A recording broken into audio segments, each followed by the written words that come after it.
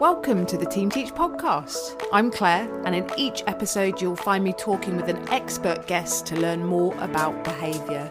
We squeeze a lot into each episode. You'll listen to the latest thinking in behaviour, continue your professional development with our book recommendation, and then I'll send you away with 3 practical tips you can use in your setting. This week we are joined by Ali Martin, who is a freelance trainer for the Thrive approach.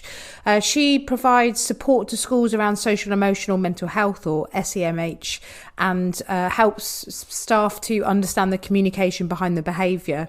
She previously led an alternative provision for 5 years, following many years as a SENDCO in primary settings. Really excited to have a chat to Ali about the topic of behaviour as a communication, and I'll leave you to the interview. Hi Ali, welcome to the podcast. Hiya. How are you today? Yeah, I'm good, thanks. Yeah, just had a nice swim, so feeling good. We were just chatting about how terrible our hair is, and we're quite glad that this is only sound and not visual today. Yeah, definitely. But yeah, thank you so much for coming on to the podcast today. Our topic's really interesting. So we're going to be thinking about social and emotional mental health, but well, I guess related to children and young people, but we're really going to zone in on anxiety-based behaviours. Before we sort of roll our sleeves up and really think about the topic, would you like to tell me the books that you're reading at the moment? Yeah, absolutely. I couldn't commit myself to one book. I'm one of those people who I've always got more than one on the go. So at the moment, I'm in the middle of reading The Power of Showing Up by Dan Siegel, which I absolutely love. Really helps me think about parenting particularly. So that's The Power of Showing Up by Dan Siegel. Definitely good if you want to know about, parenting adolescents particularly. Oh, amazing. I've heard of that author. What else has he read? Am I putting you on the spot asking that? So, no, he's done lots of work particularly around adolescence. And he's done stuff around, I think Brainstorm is his key work that really supports working with adolescents. But also he coined the term about adolescence and the essence of, and how all those brain changes that happen during adolescence really impact on our behaviour and helps us to understand what's going on. So lots of his books are around that and how we become more aware of our own selves and our own thought processes. It's really fascinating stuff. Yeah, I think I read a book called The Teenage Brain that was that was really interesting. Well, that sounds really good. Yeah, his YouTube clips are great, and he's done the hand brain model, which is a really great way of explaining about what happens when we flip our lids. Yeah, that's his work. And you did disclose to me that you're reading about 100 books at the moment, Ali. Yeah. Have you got any others that you want to just give a quick? Yeah, I have. So my other one from that is that putting storytelling at the heart of early childhood practice. So going to the opposite extreme. I've been doing an early years Thrive course. And I'm also trying to write a book myself about therapeutic stories. And so I was trying to read around that subject of storytelling. It's fascinating about how significant storytelling is for early years particularly.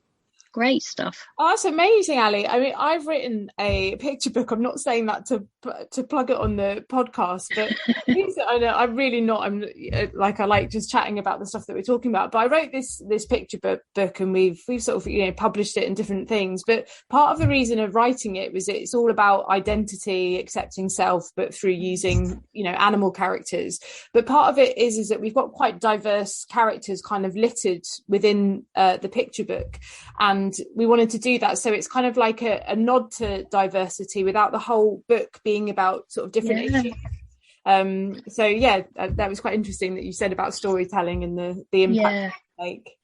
So one of the strategies that I use in my training is the idea of using therapeutic stories. So it's a sort of therapeutic approach without necessarily being a therapist. But stories can be such a good way of helping shine the light on emotions and why we might be behaving in the way that we behave. And so I've been writing a whole load of stories, mostly about animals, but about whether those characters grapple with a particular emotional difficulty, which could be anxiety. It might be that they get very angry about things, and then a solution is found through the story. And at the moment I'm writing them. I've got a friend illustrating them, and I'm trying them out on as many guinea pig children as I can. Oh, let me know how you get on. I mean, I love the way that you're gently trying to steer me back to the topic that we're meant to be talking about because I do a terrible job of just talking about picture book writing. But yeah, you're right. And to focus back onto the topic, which is around anxiety and behaviour. And I suppose a really nice lead on is what you've just talked about storytelling and that helps with anxiety. But do you want to talk to me a bit more about the topic, sort of social emotional mental health and anxiety behaviours? Yeah. So obviously, as a result of lockdown, pandemic, quite a lot of the schools and the adults that I work with are saying to me, what do I do? This children's presenting with these behaviours. We're not sure why. We think they might be anxious, but we're not sure where it's coming from. And so it sort of got me thinking really about, why anxiety levels are so high, and then started to think about my own mental health at the moment, and thinking about during lockdown, I certainly experienced anxiety that I don't normally experience. And, that's no different for children. I think we tend to assume that adults and children are different, but they're not. We will get anxious, and also we will, I suppose, plant that anxiety in children without knowing we're doing it. So I started to think about all those messages children hear during the course of a day around COVID, and how, people are dying, we need to be careful, we've got to keep distance, and how it would be so easy for children to misinterpret those messages or to only hear those. So I went into a school and was doing some work on, I was reading them a poem that I'd written actually, and we were doing some work about feelings. And I said to them all, let's think about rules. Why do we have rules in school? What are they for? Because that was a key part of where I was meant to be going with my poem. And the only rules they could tell me were the rules related to the pandemic, about COVID. They couldn't remember any of their normal classroom rules. So those being kind to each other and, not shouting out and being respectful, they'd all got lost in the, we've got to stay 2 meters apart, we need to wear a mask, we've got to wash our hands. And that was the only things that they could remember in the rules. And it made me realise how anxiety producing that must be for children, because suddenly everything that they used to remember and was familiar in school has changed. Yeah, their whole sort of outlook and priorities and ability to remember things. And I think just leading on from that, Ali, I think I'm wondering what sort of behaviours, I hate using the word behaviours, but what sort of concerning things might practitioners or parents be seeing if a child's feeling anxious? So that's the really interesting thing, because quite often those anxieties can be masked, particularly in schools. So talking to parents who are saying, my child seems really anxious and worried, but in school, that's not presenting at all. So school aren't recognising it as an issue, or vice versa. The children seem to be showing anxieties in school, and yet at home they seem okay. It's normally the former way around, that they don't present at school, but they present at home. So it could be anything from sort of increased moodiness, bedwetting, being angry, chewing at things. So a bit of sort of self-soothing behaviours, crying more, or being more shut down, and perhaps non-compliant. But I've also seen children that are highly anxious being incredibly compliant. And so it being masked by I nod and pretend I'm listening to what's going on, but really my thoughts are going away somewhere else altogether, wondering about all the what ifs. So lots of catastrophizing as well. But also you'll see that sort of somatizing, which is I've got a headache, I've got a stomach ache, I feel sick, or it hurts, but not really knowing where or why. Yeah, absolutely. That's really interesting around those anxiety-based behaviours. So I guess what we're thinking about is the fact that it's probably quite individual to the child and how they might present. And I think it's really interesting that it's likely to present more at home than at school. But I'm wondering, this is a bit of a loaded question, but I'm wondering maybe it might be being missed in school rather than being presented. I think sometimes what we do is we interpret the behaviours, to use that word that we don't like, but we'll interpret the behaviours in one way. So, it might present as a child being really angry or being non-compliant or refusing to do something they did before. So we might not understand what's behind that behaviour. So we might see it as a non-compliance, whereas actually it might be because the child's really anxious and scared. So if we're scared, what do? We try to seek control. So some of those controlling behaviours that might be being seen as deliberate defiance, to use a word I don't like, but where actually what's really behind it is a fear, a worry, an anxiety about something.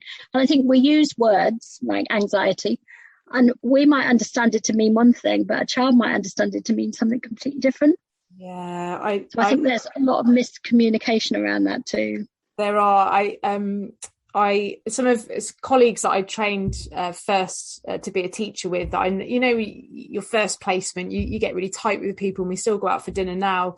And some of my friends work in high achieving kind of grammar schools where sometimes anxiety-based behaviours can be quite high. But they say that actually it's really difficult to discern between what is anxiety, what is a normal worry, and particularly then throw into the mix a massive pandemic. Like, what's a normal amount of worrying about the pandemic, and what's anxiety? And I think you were right in saying it's individual, isn't it? Because what's normal for one person, if you've had a fairly chaotic first start in life, and maybe you were born in a fairly chaotic, lots of difficulties happening at home, there's a very strong chance that your brain will be wired towards that sort of sense of hyper arousal. And so your normal is very different from somebody else's normal. And so actually, what is a normal level of anxiety? And I think really interesting, I'm doing a very short course at the moment by the Nurture program on anxiety. And what's become really apparent is that one person's anxiety can present in over catastrophizing, and somebody else's anxiety could present as them seeming really sociable and out there, but it comes at a bit of a price. So ill health or depression might hit in, but you don't notice that. So on the outside, nobody would know that person was really anxious. But also when you listen to the backstories behind them, there's a whole load of things that have happened and have gone on before that would lead to somebody perhaps being very anxious in a situation that somebody else wouldn't find induces anxiety at all.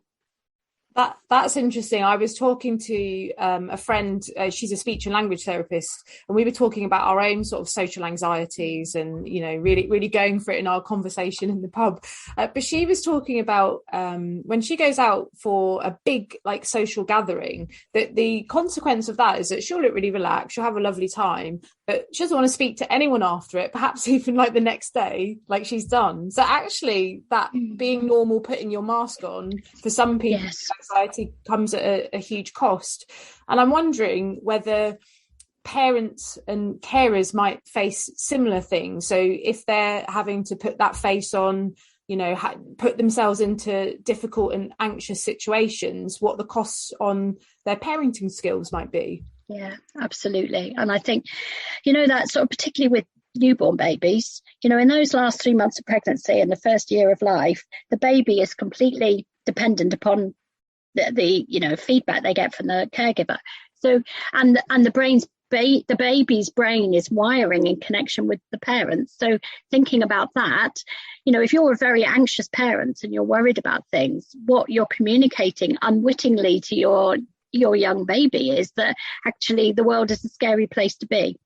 And your emotional availability and your ability to hold their space, particularly when they're crying a lot or finding it hard to settle, is going to be impacted. That's not your fault. That's just the way it is. And I think it's about being aware of our own, I suppose, emotional well-being and how that can then impact on the children, but also being aware that we can do something about that too. We know that we've got neuroplasticity, so they may have had a difficult time because, of the parents' mental health and anxiety, but actually we can do something about that. And I think that's the bit that fascinates me. What is it that we should be doing and need to be doing more of?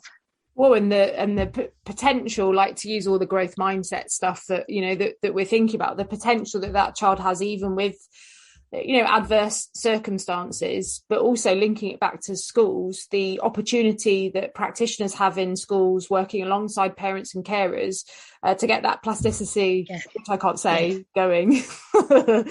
It is exciting, and it's a big responsibility, I think. Yeah, absolutely. So one of the things that I do a lot of my time is I do training for the Thrive approach. And one of the key things behind that is about maintaining the curiosity, so that we can really see behind the behaviours, so to try and make sense of it, but also that being really explicit about our feelings. So those things that we tend to assume, we need to really teach. So by saying, I'm feeling really worried right now, and I've got a knot in my stomach that's telling me I feel really worried, and sort of doing lots of that, linking sensations in the body to the outer feeling, and normalising feelings like anxiety and being really explicit about it.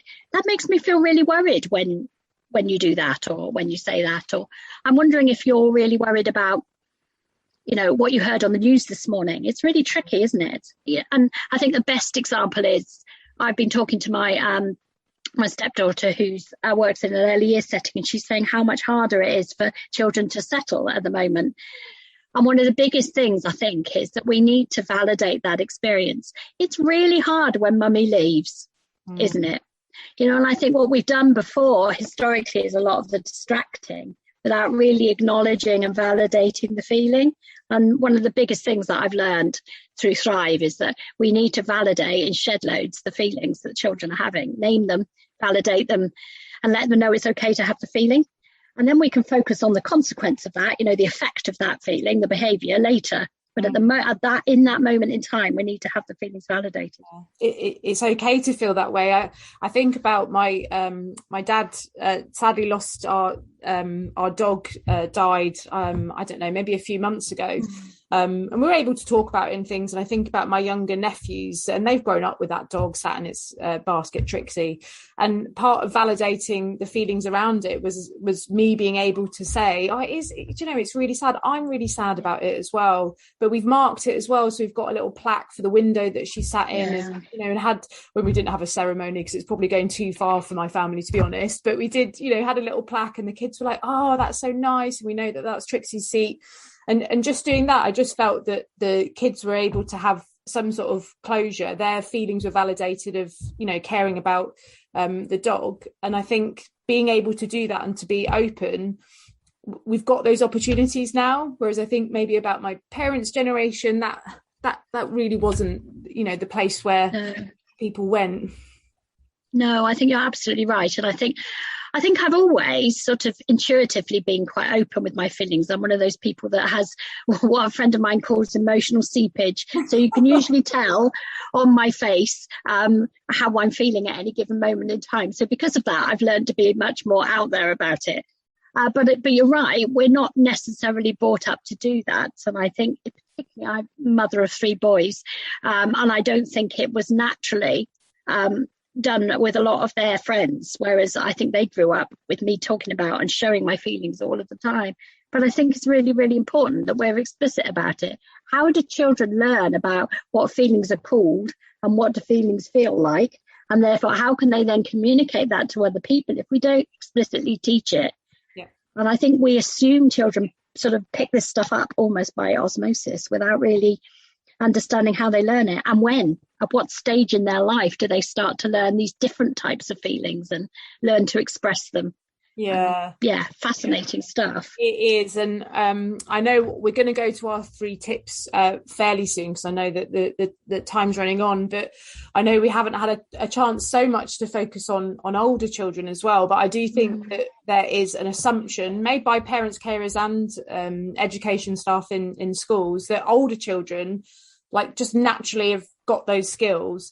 And I work in pupil referral units. I know your background's, working with a similar cohort of children and young people, is that some of the 14, 15-year-old boys and girls that I work with more, I think, emotionally are sort of down maybe 6 and 7-year-olds. But because they're big, they know the slang terms, they've got enough expressive language to get by, they slip through the net. And I think that's a huge piece of work in secondary age children that I think that we miss at the moment. Yeah, and I think we put a lot of emphasis upon sort of cognitive strategies in secondary schools, understandably, given the child's age. Our thinking brain starts to come online, our cognitive brain, from the age of about 3, but it's still growing into our early 20s.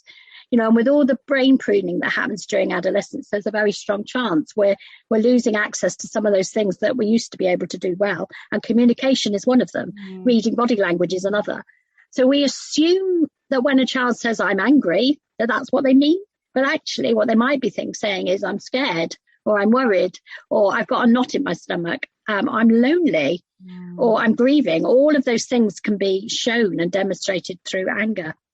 And unless you're with adults that are really curious and try to see what the communication is underlying it. But then we go to tell me about what you're feeling, rather than do that wondering and putting it out there. And I think there are so many strategies we need to unlearn in secondary schools and relearn about how to address children's emotional well-being in secondary schools, particularly during adolescence. Yeah, absolutely fascinating. I mean, I literally could talk to you all day, Ali. This is, I'm already thinking, I want to ask this, but we do try and keep to our time frame. So I'm going to ask you three top tips around our subject today. Okay, so I think I've mentioned a couple of them, but my main one is around that. It's so important that as adults, we maintain curiosity. So when we're faced with a behaviour, whatever it might be, we need to be curious about what are they communicating to us? What's the unmet need that might be behind the behaviour? And then following that, we need to steady and calm ourselves. So, how we present, how steady we feel will impact upon whether a child can regulate again.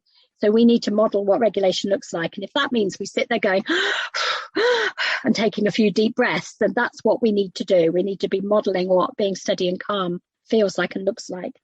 And that's particularly true of teachers in schools, I think. We need to be calm. And sometimes we put a sanction in place because we're not calm, not because actually it's going to help that child learn anything or change a behaviour. And then I think my final one, which I mentioned is that validation. I think it's really important that we are explicit about our feelings and we validate a child's feeling by wondering what it might be, guessing at what it might be, naming it, and then saying it, and then letting them know it's okay to have that feeling and that you're sorry they have that feeling, and really being explicit about that. Fantastic. They're really practical tips to take away with us today. Thank you so much for your time, Ali. It's much, much appreciated. And I'm sure we'll have you back on and tap into your fountain of knowledge, and really good luck with the books as well. They sound brilliant. Yeah, thank you. I've loved it. And I could talk about this stuff all day, as I'm sure you understand. Okay, thank you. No worries. Take care now. All right, and you. Bye. You've been listening to the Team Teach podcast. It's been great to have you here with us as we discuss behaviour, communication, and the ways we can best support those in our care. There are plenty more helpful ideas, information, and inspiration right here in the Team Teach Hub. Thanks again, and I'll see you next time.